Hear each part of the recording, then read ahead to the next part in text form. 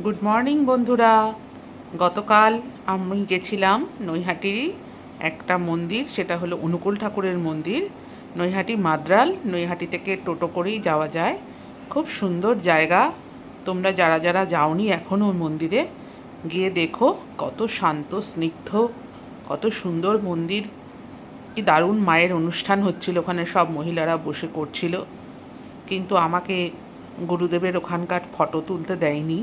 তো আমি যতটা পারলাম তোমাদের জন্য আশেপাশের সমস্ত ছবি, মন্দিরের ছবি যতটা পারলাম তুলে নিয়ে আসলাম। তোমরা দেখো, খুব সুন্দর জায়গাটা, নৈহাটি মাদ্রাল। তোমরা এসো, খুব ভালো লাগবে।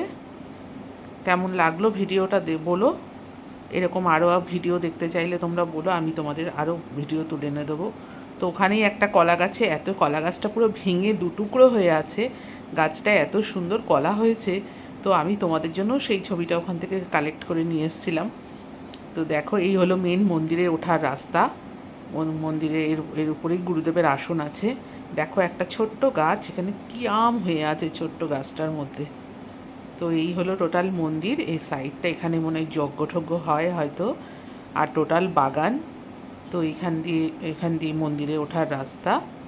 তো এইভাবে আমরা ঘুরে টুরে চারিদিকটা দেখে যতটা পারলাম ভিডিও করে আমরা তারপরে আস্তে আস্তে এখান থেকে বেরিয়ে আসলাম। বেরিয়ে রাস্তায় দাঁড়িয়েও একটু ভিডিও করলাম, করে যাতে মন্দিরের সামনের গেটটা দেখাতে পারি, সেই কারণে ওখান থেকে একটু ভিডিও করলাম। করে দেখো তোমরা, এটা হচ্ছে নৈহাটি মাদ্রাল মোড় বললেই তোমরা আসতে পারবে।